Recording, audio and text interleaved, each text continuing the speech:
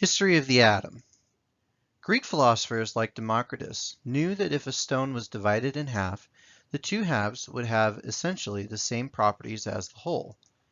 Therefore, he reasoned that if the stone were to be continually cut into smaller and smaller pieces, then at some point there would be a piece which would be so small as to be indivisible. He called these small pieces of matter atomos, the Greek word for indivisible. John Dalton's atomic theory contains 5 basic assumptions. 1. All matter consists of tiny particles called atoms. 2. Atoms are indestructible and unchangeable. Dalton based this hypothesis on the law of conservation of mass, as stated by Antoine Lavoisier and others around 1785. This has since been proven to be false. 3. Elements are characterized by the weight of their atoms. Dalton suggested that all atoms of the same element have identical weights. Again, this has been proven to be false. 4. In chemical reactions, atoms combine in small whole number ratios. And 5. When elements react, their atoms may combine in more than one whole number ratio. Dalton's analogy for an atom was the billiard ball model. A billiard ball is very similar to a pool ball. He drilled holes in these wooden balls to put hooks in them to hold the atoms together to show molecules. J.J. Thomson had an analogy for an atom that was called the plum pudding model. Plum pudding is the food that you see on the right. Thomson's theory stated that the electrons, which are negative, were in some cloud of positive something. Protons were not discovered yet.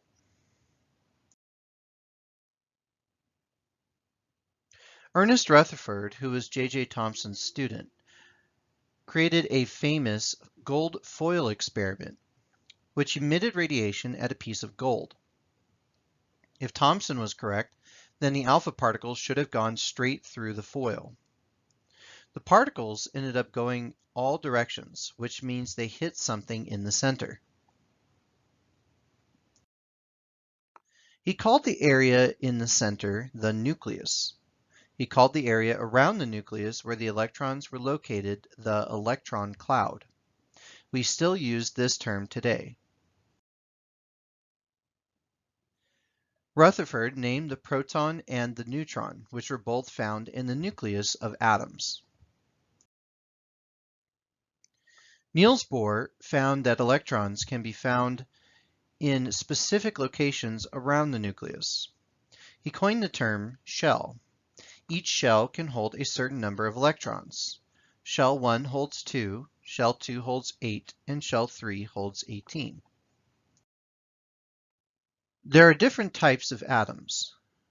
Elemental atoms are atoms that have the same number of protons and electrons.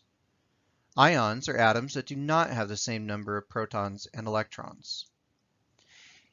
If an atom is missing one electron, the overall charge is positive. It has more protons than electrons. If it is missing 2 electrons, the charge is 2 positive. Notice that we say 2 positive and not positive 2. However, some people do interchange these. Missing 3 electrons has a charge of 3 positive. Similarly, if you gain an electron, the charge is negative. Electrons are negative overall, so there are more electrons than protons. Gaining 2 electrons, the charge is 2 negative, and gaining 3 electrons is 3 negative. Here's an example showing the shells where the electron can be seen. There is 1 proton and 1 electron, creating an overall 0 charge or a neutral atom.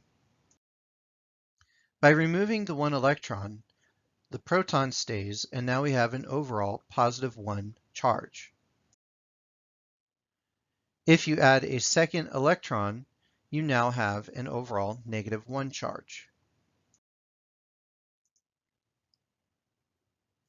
The mass number is the number of protons added to the number of neutrons. For example, 5 protons, 6 neutrons, and 4 electrons. What would be the mass number for this particular example? 5 protons plus 6 neutrons would equal 11. What would be the ion or the charge for this particular atom? 5 protons is 5 positive and 4 electrons is 4 negative. So 5 minus 4 is a +1 charge.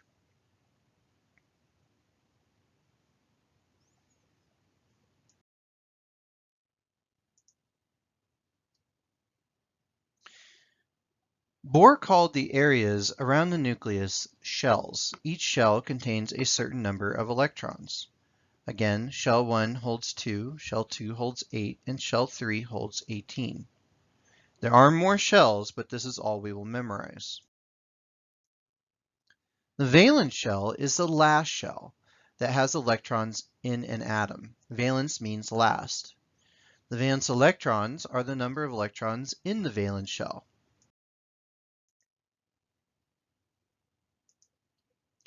Back to the group numbers. Group numbers have 1 through 18 as simple digits, and there is some help with these patterns that you can see from the numbers.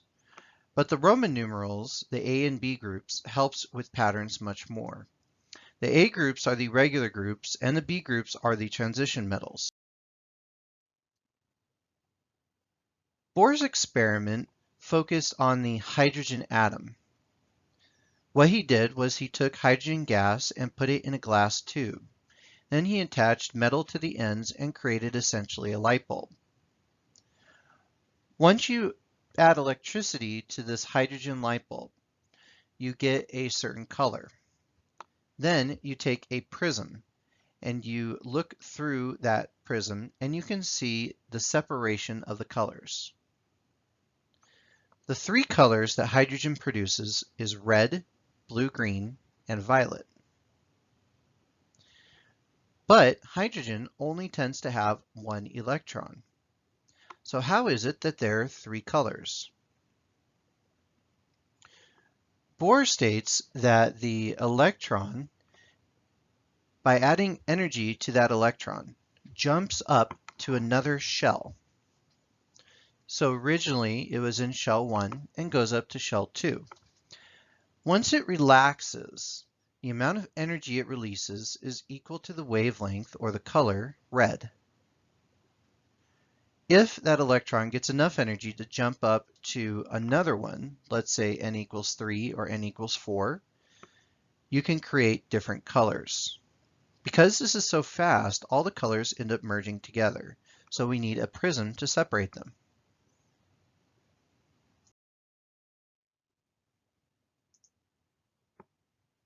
The quantum mechanical model separates the Bohr model further into individual areas around the nucleus. We call these areas subshells. A list of subshells, called the electron configuration, goes from lowest energy to highest energy. What you do is you write the shell number first as a large number. Then you write the subshell letter. The letters are lowercase. And then you write as a subscript the number of electrons in that subshell.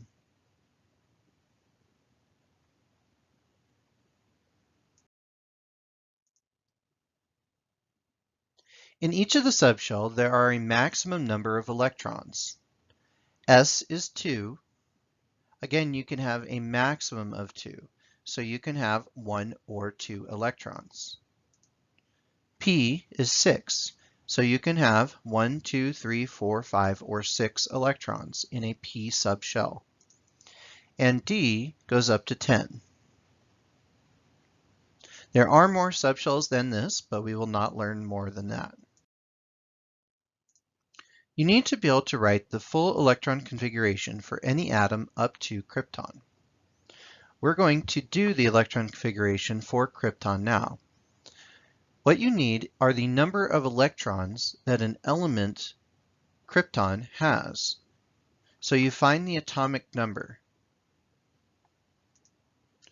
1s is where you always start, and s can hold a maximum of 2. Then it goes on to 2s, again, maximum of 2, but the second shell also has a p, 2p6. Remember, p holds a maximum of 6. Then we go on to 3, 3s2, 3p6, 4s2, 3d10.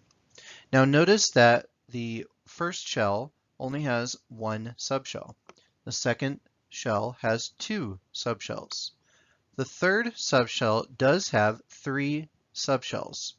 However, because 4s has less energy than 3d, we have to write the 4s first.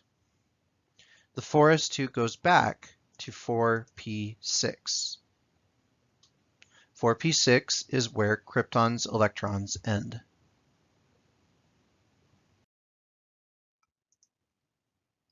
Again, valence electrons are the electrons in the outermost shell. As a question, how many valence electrons does zinc have? What you would have to do is find the electron configuration for zinc and write it down. So go to your periodic table, look up the atomic number for zinc, and then write the electron configuration. Remember, it's 1s2, 2s2, 2p6, 3s2, 3p6, 4s2, and then 3d10.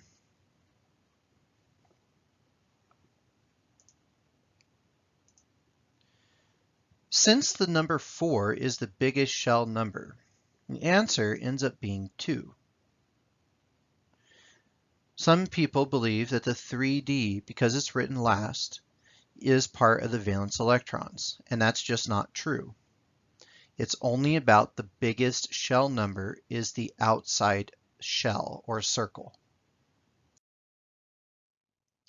The number of valence electrons matches the Roman numeral group number. 1a has 1 valence electron. 2a has 2 valence electrons. 3a has 3 valence electrons. 4a, this is 4 because the 1, the I, is before the v of 5, so it's 5 minus 1 is 4.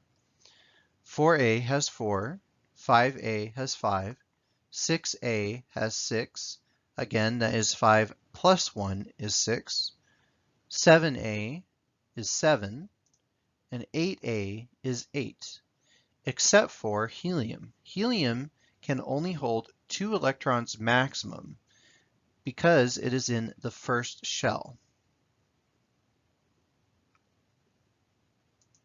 The middle groups, the B groups, or the transition metals, vary in the number of valence electrons. This is why they are called transition metals.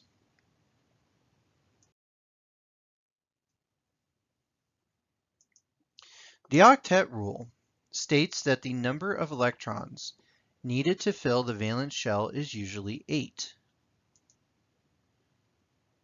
In this example, 1s2, 2s2, 2p6, 3s2, 3p2.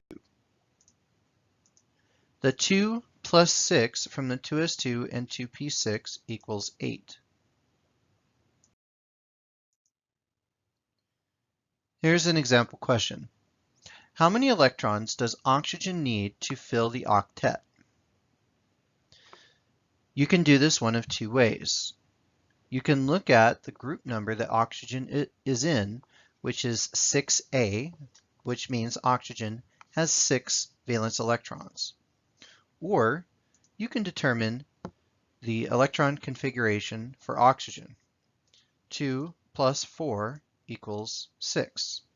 Either way, the answer ends up becoming the same. Since the octet rule states you need 8, how many electrons do you need to get to 8 from 6? The answer is 2.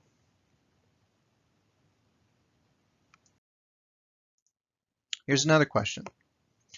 How many electrons does sodium need to give away to have an octet? Again, what group is sodium in? Remember, sodium is Na, not S. Na is in group 1A. Therefore, it has 1 valence electron. The 1 valence electron that you see here in the 3s1 can be given away to leave the 2 plus 6 equals 8 for the octet rule. So the answer is 1.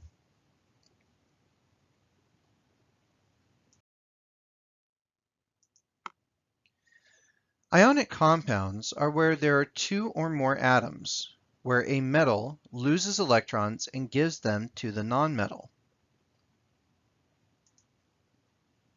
The cation is a positive ion, an element that gave up electrons. An ion is a negative ion, an element that has gained electrons. People remember the cation having a T that looks like a positive symbol.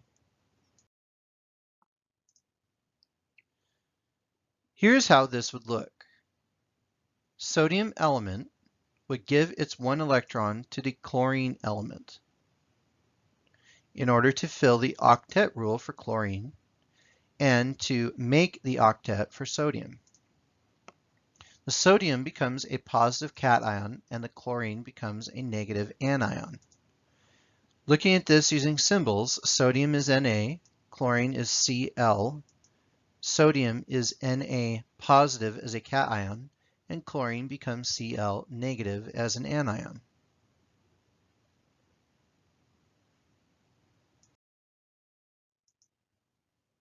Transition metals use the word transition because most of these elements have 2 options for ionic charges. For example, gold. Gold with the symbol Au can have a positive 1 and a positive 3. Putting the symbols with the charges, the positive 1 would turn into a positive, Au positive, and the positive 3 would turn into an Au 3+. You do not need to memorize what they are as far as the transition metals. They are located on the bottom of your class periodic table as shown here. You do not need to worry about mercury because mercury is an unusual transition metal.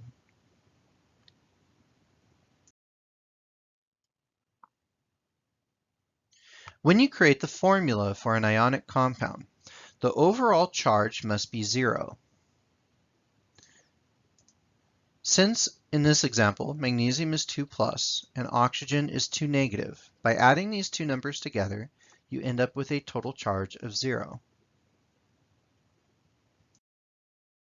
But what if the charges are not the same? 3 plus -2 is not equal 0. In order to determine how many of each you need to make the overall charge 0, you need to find the lowest common multiple. The lowest common multiple between 3 and 2 is 6. In order to get 6, both positive and negative, you take the aluminum 3+ and you need 2 of them, which would give you a total of 6+. For the oxygen, you would have 2- times 3 equals 6-. This is how many of each ion you need. Aluminum 3 gives you a total of 6+. How we write that is Al subscripted 2. The oxygen, O2 negative, and there's 3 of them, means that you write O with a subscript 3. We do not write the charges once we put them together using the subscripts. However, you as a student and all chemists understand that the charges are still there.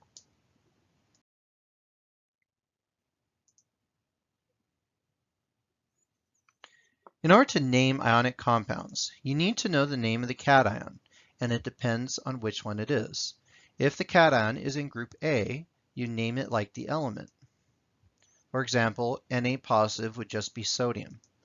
But if it's group B, you name it like the element with Roman numerals indicating the charge in parentheses, and make sure you do not have a space between the name and the parentheses. For example, Fe2 positive would be iron 2 with parentheses, no space. The second part you need are the anions. There are two types of anions. The first one is a monatomic ion. Monatomic or mono just means one. Monatomic ions change the ending to IDE. For example, the element carbon turns to carbide, nitrogen, nitride, oxygen, oxide, phosphorus, phosphide, sulfur, sulfide, chlorine, chloride, bromine, bromide, iodine, iodide, fluorine, fluoride, hydrogen, hydride.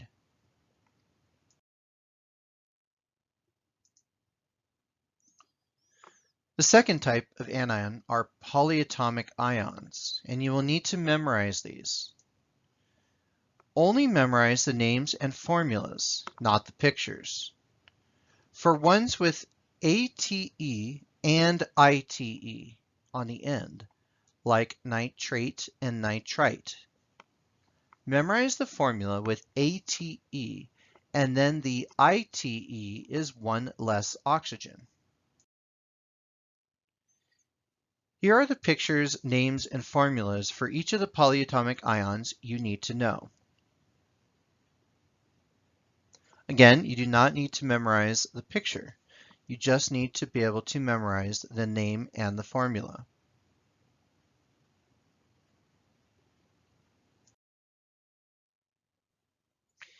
Here's a table of all of those you just saw in the picture.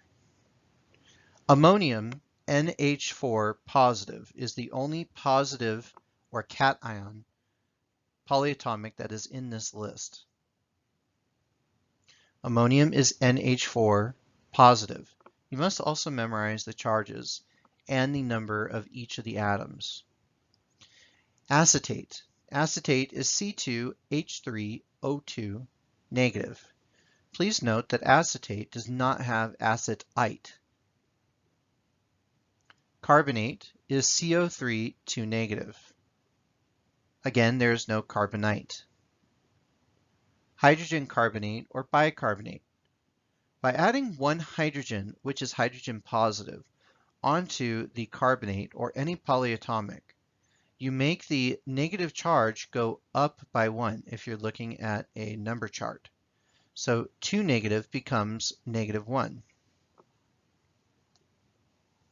The term bi is a little bit confusing. Bi is usually remembered as the term bicycle. Bi means 2. However, in this case, it only means 1 hydrogen added on. Skip perchlorate for the moment. Go on to chlorate. Chlorate is ClO3 negative. Again, that is an L. Now, chlorate has O3. The charge is negative. If you go down to chlorite, chlorite has one less oxygen, ClO2 negative, but the charge stays the same. If you keep going down further, if that's possible, you get to hypochlorite. Hypo means less, like hypothermia. Hypochlorite means one less oxygen than the ite version. So ClO essentially 1 negative. Go back to perchlorate up above the chlorate. Perchlorate or hyperchlorate is in reference to being 1 more, like hyperthermia. Hyper, or just per in this case, perchlorate is ClO4 negative. Please note that all halogens have the same number of oxygens and the same charge. Just change the first item. So chlorine can turn to bromine or maybe iodine. Fluorine, however, does not join in these.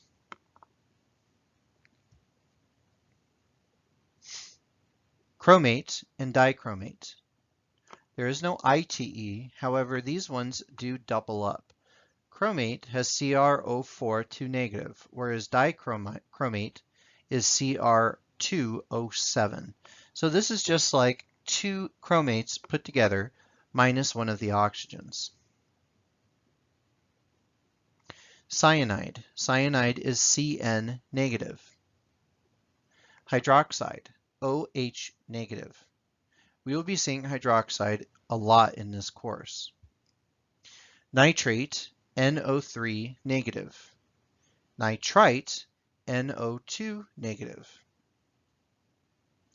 Permanganate is MnO4 negative. There is no manganate or manganite, just like the chlorate and chlorite and perchlorate. There's only just permanganate. Peroxide, O2, 2 negative. Phosphate, tribasic, is PO4 3 negative. The tribasic just means that there are 3 hydrogens missing. Phosphite is PO3 3 negative. Hydrogen phosphate dibasic means that there are 2 hydrogens missing, so there's only 1 hydrogen, HPO4 2 negative.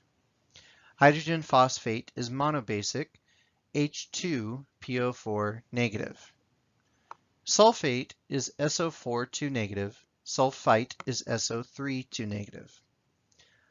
Adding a hydrogen or using the prefix bi makes it HSO4 negative or HSO3 negative. The last one is thiosulfate. Thio means sulfur. By adding a sulfur onto sulfate in place of one of the oxygens, you have S2O3, 2 negative.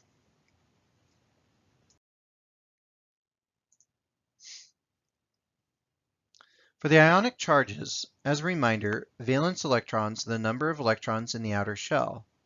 The number of valence electrons that are lost is the positive charge, whereas the number of valence electrons that are gained is the negative charge.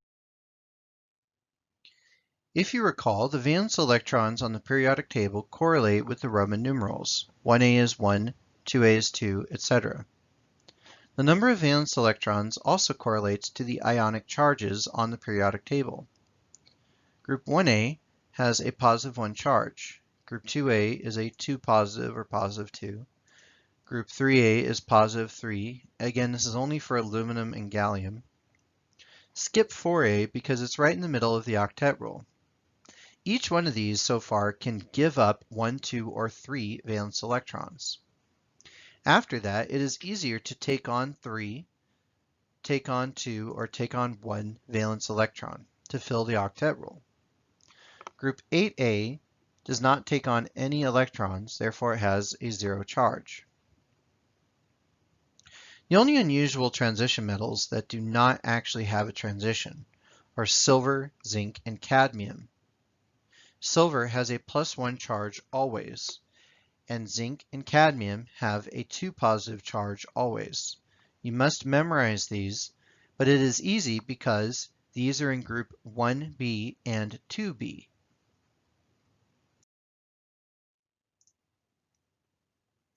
There are also elements that always have 2 atoms bonded together.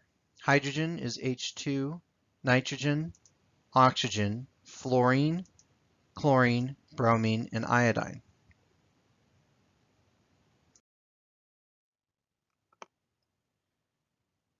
These diatomic elements form a 7 on the right of the periodic table, but there are only 6 of them that form the 7 shape.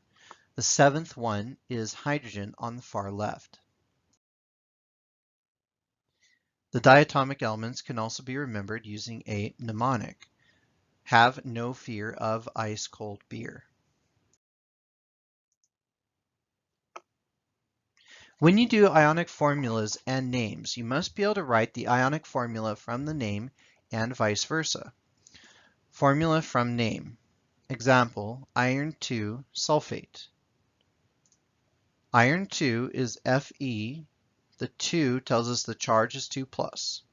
Sulfate is SO4, and from the table the charge was 2 minus. Therefore, since they're both positive 2 and negative 2, you don't need more than one of each. The 4 tells us that it is sulfate, not how many sulfates there are. Another example, lead 4 hydroxide. Lead is Pb. 4 tells us it is Pb4 positive. Hydroxide from the table is OH negative. Since Pb is 4 plus and hydroxide is negative, we need 4 hydroxides to balance out the positive 4 charge. We use parentheses to indicate multiple groups of polyatomic ions. We don't write it without parentheses because that would be confusing and indicate 4 of the element it is next to. We need 4 of the group.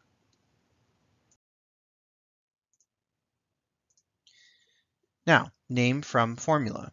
Example is NaHSO4. What you do is you split this up. Na, sodium, H is hydrogen. The S and the O and the 4 are all together. SO4 is sulfate. So this would be sodium hydrogen sulfate. You could have also written sodium bisulfate. Here's another example. NH4 ClO. NH4 is ammonium from the table. ClO is hypochlorite from the table. So the answer is ammonium hypochlorite.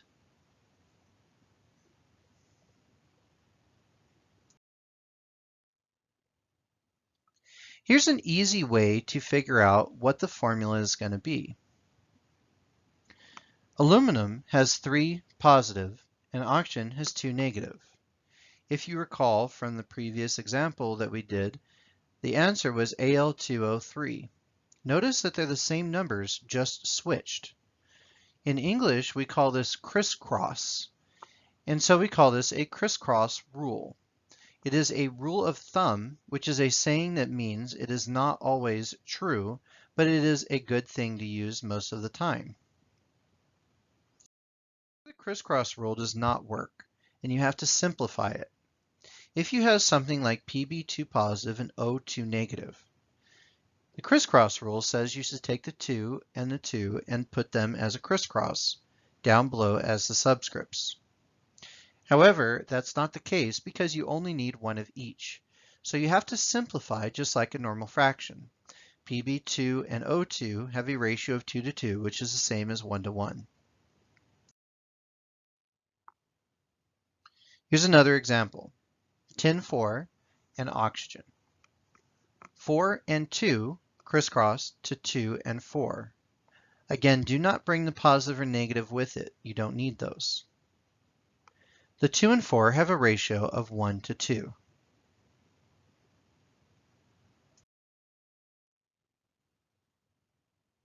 As a reminder, when you are naming ionic compounds, you name the cation first. Group A, or polyatomics, just get named normally. Group B must include the Roman numeral in parentheses. Then you name the anion second. Group A gets IDE ending. Or if it's polyatomic, you just name it from the table.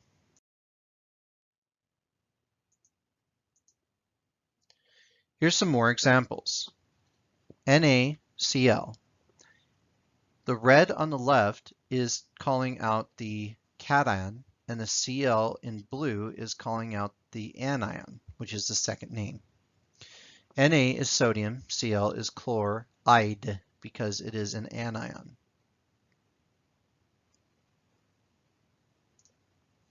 FeOH2. Fe is iron. OH is hydroxide. The 2 tells us that we have 2 hydroxides. Each hydroxide is worth a -1. Since we have a -1 and there are 2 of them, we have an overall negative charge of -2. Since we have 1 iron, that must mean that the iron is iron 2, and then we put the hydroxide. It's easy when the OH is -1, which makes the 2 directly applicable to the iron. This is not always the case. Remember, criss-cross rule can simplify, which may mislead you. NH4, BrO2. NH4 is ammonium, and BrO2 is bromite. Remember that bromate was BrO3, but bromite is BrO2.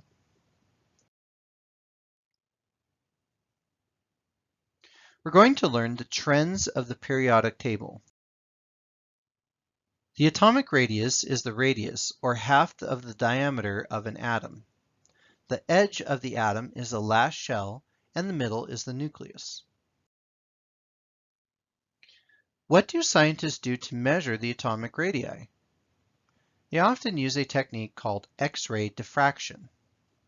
An X-ray hits a crystal, and the X-rays bounce off the atoms onto a film.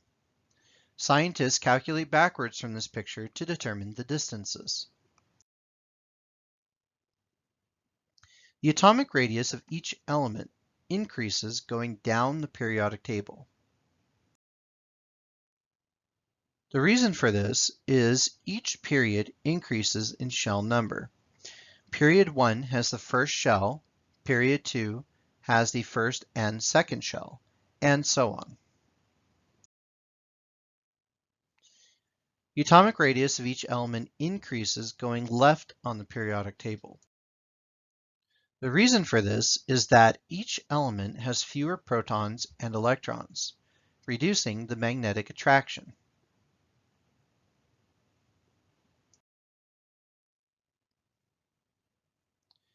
Electron affinity is the amount of energy released or spent when an electron is added to a neutral atom or molecule in a gaseous state to form a negative ion. The more energy released, the easier it is to add an electron. The electron affinity increases or gets easier for each element going up the periodic table. Each period decreases in shell number, so there is a stronger attraction to the nucleus. There is less blocking the path and less distance. The electron affinity increases or gets easier for each element going to the right on the periodic table. Again, the distances decrease to the nucleus, so the energy required to add an electron is less, going left to right. Ionization energy is the amount of energy required to remove an electron. Ionization energy gets harder when energy increases. Notice this is the direct opposite of electron affinity. But the reasons are the same as the electron affinity. The ionization energy increases or gets harder for each element going right and up the periodic table.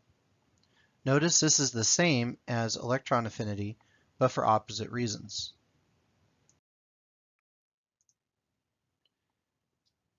Metal characteristics we've already learned. Metals are shiny, ductile, malleable, conducts heat and electricity, and tends to lose valence electrons. Metallic character increases going left and down the periodic table. Nonmetals are the direct opposite. Dull, not ductile, not malleable, does not conduct heat and electricity, and tends to gain valence electrons. Nonmetallic character is the direct opposite of metals. These are all of the trends on the periodic table.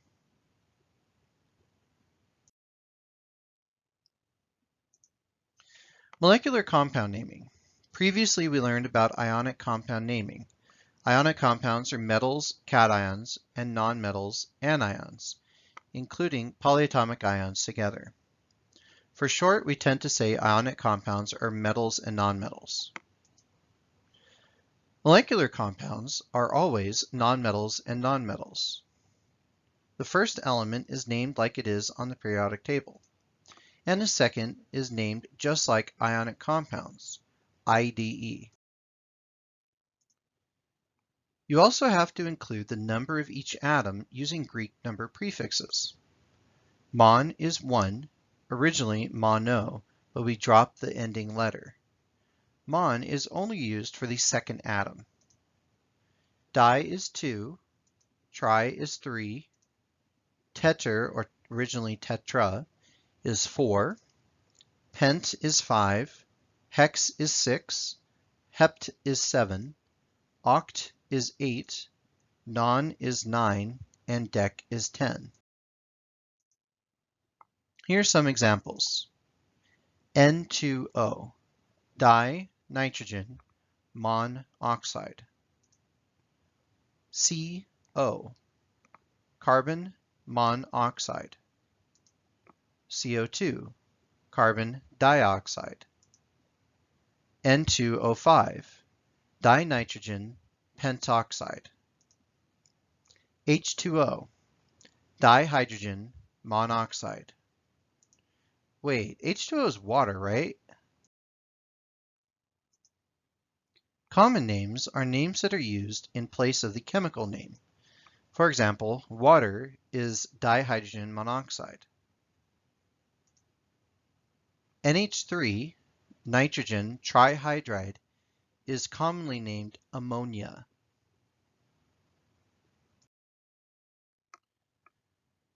Writing down chemical reactions uses a shorthand notation that you must be able to do. Think of these as the ingredients, reactants, and the food you want to make, products. The plus symbol indicates and, though we read the reactant side as reacts with. The point of this is to be able to predict what chemicals can get made. Reactant reacts with another reactant to produce or produces product and another product.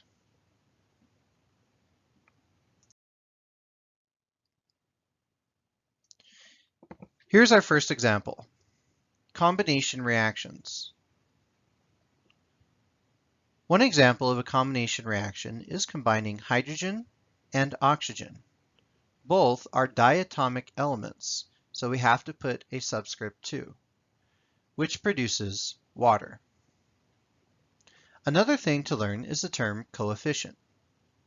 A coefficient tells us how many groups of atoms or molecules we need. The coefficient multiplies the subscripts. So 2H2 means 4 H's, or 2 groups of HH. Plus OO, or O2, gives us 2 O's.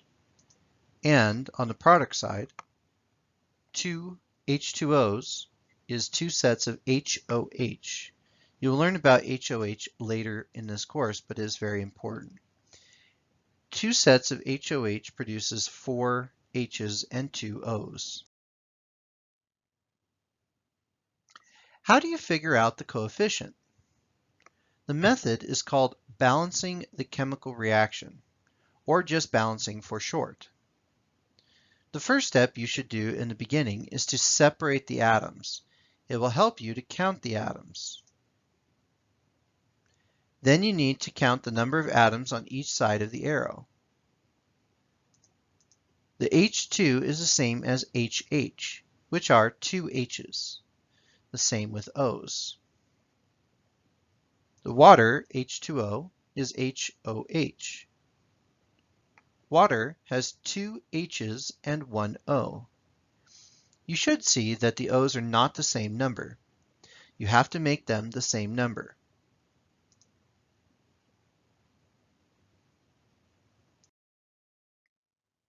You need to make the one O into two O's. But you can't just double the O alone because it is connected to two H's always. What you do is put a coefficient of 2 next to the H2O in the chemical reaction. This doubles the number of H2Os. You now have 4 H's and 2 O's. Now the O's are correct, but the H's are not correct. Now you need to adjust the H's to match the right side. So you need 4 H's. Write a coefficient of 2 next to the H2 in the chemical reaction. This makes another HH, which are now 4 H's. Now all of the number of atoms are the same, so the chemical reaction is balanced.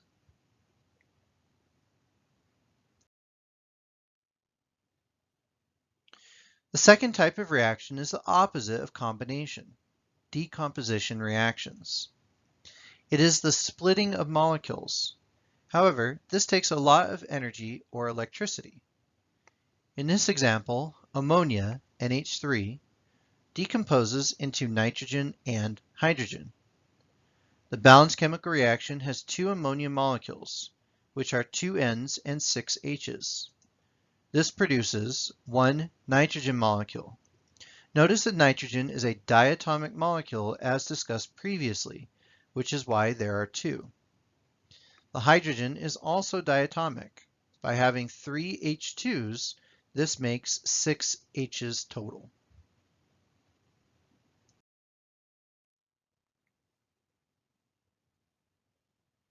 We have discussed combustion reactions previously. Combustion reactions are fire or explosions which use fuel, such as hydrocarbon, a molecule with hydrogen and carbon, and oxygen as reactants. The products are also carbon dioxide and water.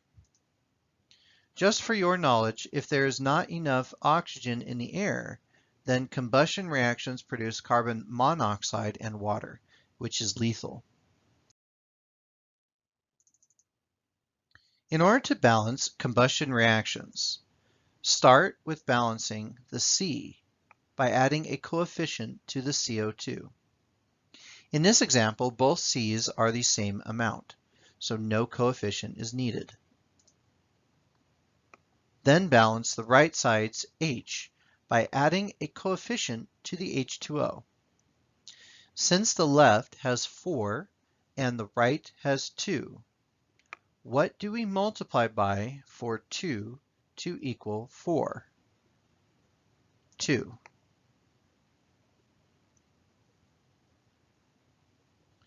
Then balance the left side's oxygen by adding a coefficient to the O2. Please note that both O's in CO2 and H2O get added together. Since there are 2 oxygens in the CO2 and 1 times 2 oxygens in the H2O, then there are 4 total on the right. We then need a coefficient of 2 for the O2. If the right side's O's are an odd number, you have to double the coefficients of all the molecules.